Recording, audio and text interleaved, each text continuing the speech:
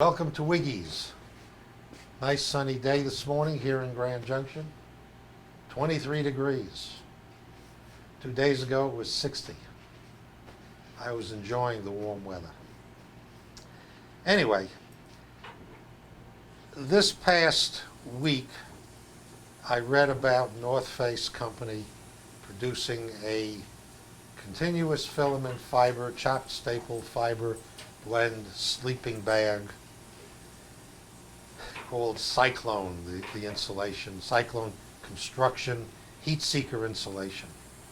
So I went on the website and I looked at it and I found out that they sell them over at REI. So I went to the local REI store and I picked up a cat's meow. $189 on the website. REI sold to me for $179. The first thing I'm going to tell you right now is that anybody that buys this bag has absolutely unequivocally wasted their money. Even if they gave it for $10, it's a waste of money. Now with the bag, I got a compression stuff sack, which is quite nice. And I got this stuff sack. And I said to the clerk, "What's that for?" And he said, "That's a storage sack." I looked at the mesh and I said, "They make nice fishnet underwear." And I said, "Why do you need a storage sack when you got a stuff sack?" He said, "Because if you put it in the stuff sack, it's going to crush the fibers, and the fibers are going to do this and do that." And he had as much knowledge of fiber as a gnat. Anyway, I got the bag in and I unzipped it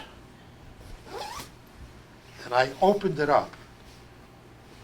One of my friends said to me, "You going to return it to REI?" I said, "Hardly, because I've opened it up."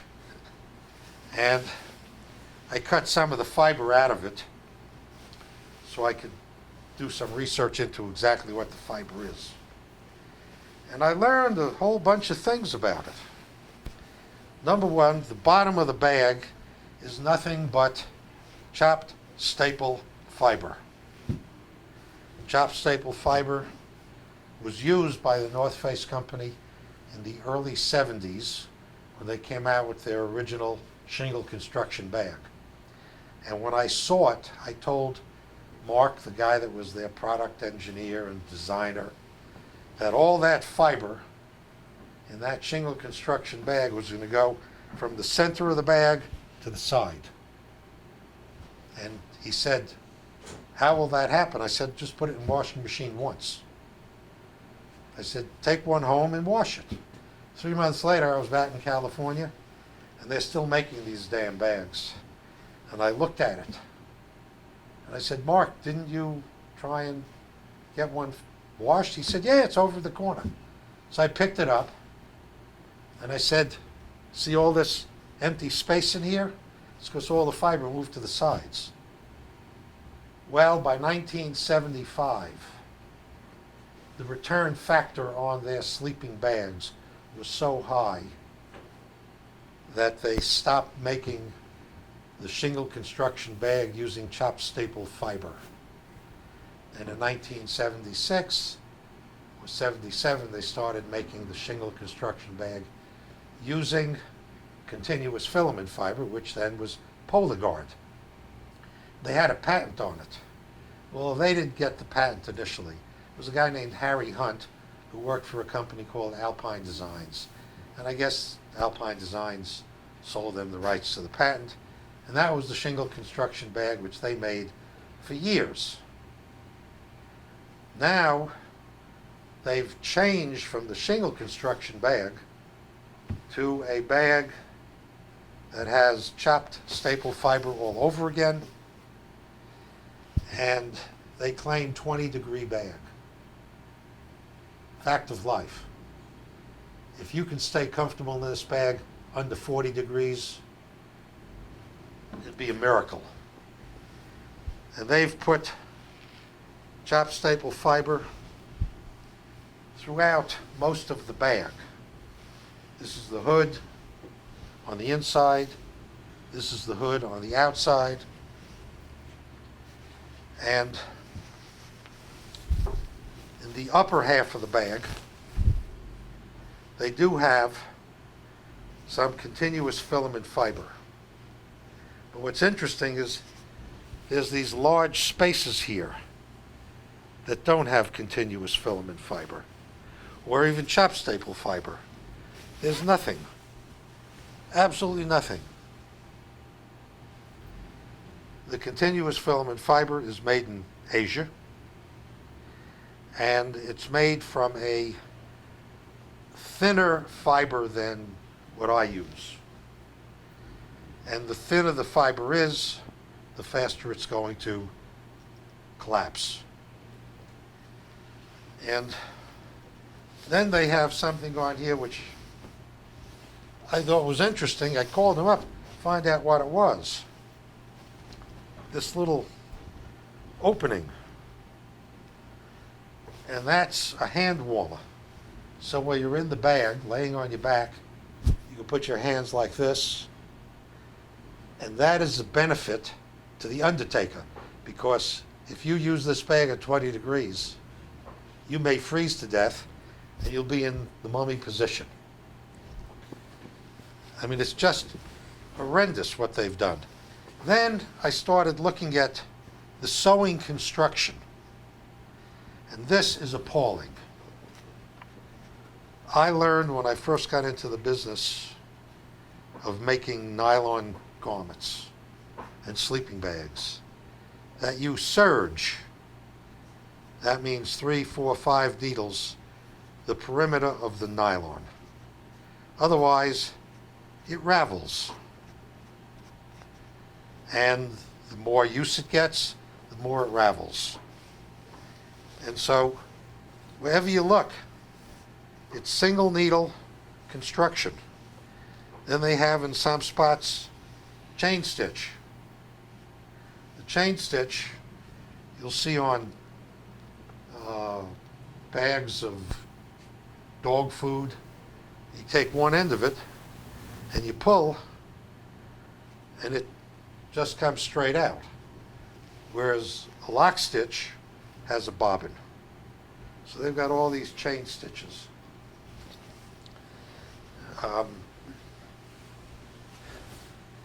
You know, I just looked at it, and I see all this stuff, and I think to myself, here's a company that has a terrific name in the industry, and they're manufacturing trash.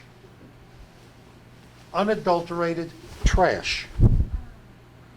Plain and simple. And this is $189. I'm willing to bet that this is made in China. Well, I know it is made in China, but I'm willing to bet that they make this for maybe $35. And this is selling for $185 or $189. Astounding. Just astounding. Now, as I looked at this, I started thinking, there's 2, maybe 3 factories in China that make the bags for American companies. Are all the companies getting the same poor quality stitching, even though they use different materials? I mean, this is, it's just a horrible joke to play on people. You know, and no matter where you go on the bag. You know, and when I say that the people in the industry today have no knowledge of what they're doing, I'm very serious. Very, very serious. You know, and so this is the North Face Cat's Meow. And it's, you want to waste your money? I've said for years, you buy any bag other than a Wiggy bag, you've wasted your money. Well, this This is about as cheap a product with a high price as I've ever seen. Now I'm going to show you a Wiggy bag. I took this out of production. This is the shell of the Wiggy bag. Now this is, this particular one is the ultimate toolie. So you've got a layer of plain nylon on the bottom. You've got an insulated layer on top. If you look on the inside of my bag, and you can go back to you folks that have a Wiggy bag from 1987, and you open it up and turn it inside out, you're going to find every single part of the bag has been serged with a 4-thread serger. And then when we take the line, the top half of the bag, and sew it to the bottom half of the bag, it's hard to see, but there's 2 rows of stitching. And these are lock stitch. This is not chain stitch. I don't have a chain stitch machine in the factory. You know, when you get down to the gusset at the bottom of the bag, this is a very small triangular piece. Serged. Completely serged before it is sewn in.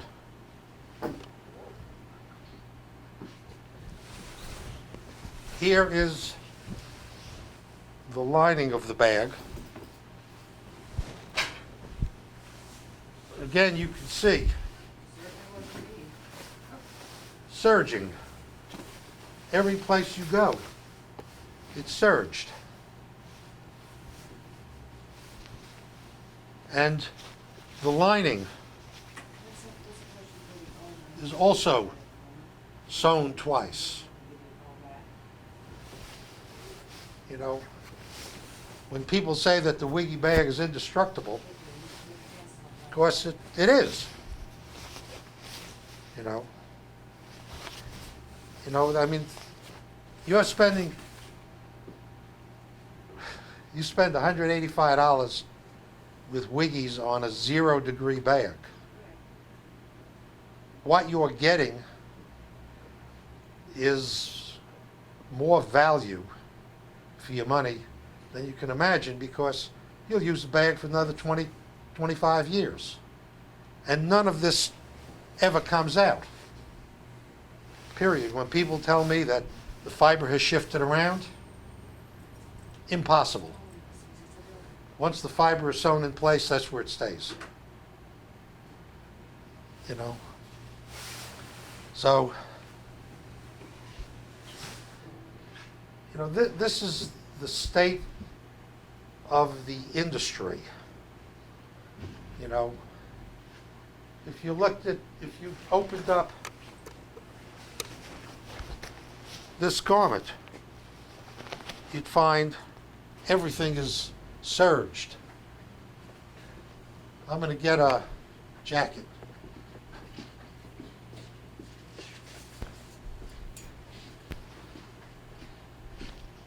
This is the least expensive garment I make in a jacket. The liner jacket, sell for $45. Each component is serged before it's joined. These other companies, they take the 2 pieces and put them together and sew it up. They don't do each piece as a separate entity before they put them together. You know, I mean, the reality is the way I see it. If I can be in business here in the United States making a sleeping bag using the most expensive insulating material you can buy, and first quality materials on the outside, nylons, and retail it $185 for 0 degrees, versus a Wisher bag would work for $189 made in China. I mean, these people are a joke. And this is not only the North Face, it's every company out there that belongs to the Outdoor Industry Association. Because they're all working in the same factories in Asia, period. You know, and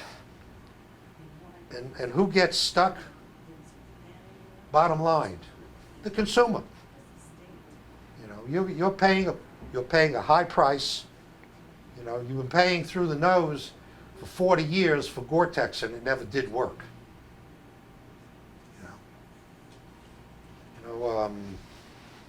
Last time I wrote about Yvonne Chouinard saying that Gore-Tex doesn't work, didn't think it worked for 10 years.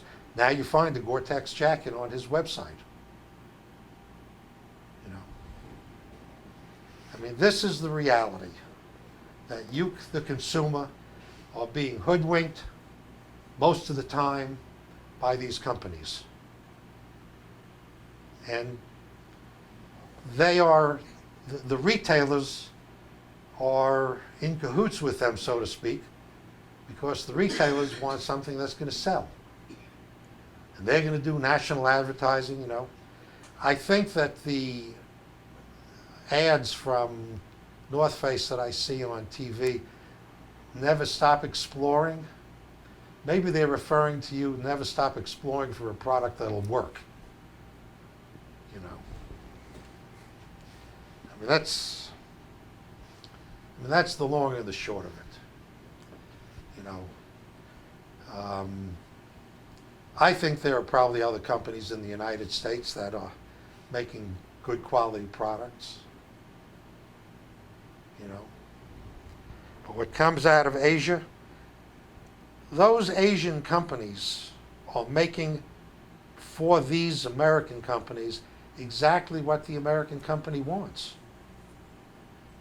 I mean, the sewing operators in China are as good as the sewing operators anyplace else in the world. Bottom line is, if you tell them to use a single needle machine instead of a serging machine, they use a single needle machine. So that, my friends, is all there is about these companies. One of the things that I'd like to mention to the people that own stock in VF Corporation, remember that North Face is a division of VF. And so when you buy VF stock, you're supporting a company that's not doing very nice things to the American people. So anyway, it's morning here in Grand Junction, and it's time for me to go back to work and sell a couple of sleep bags. Have a good rest of the day.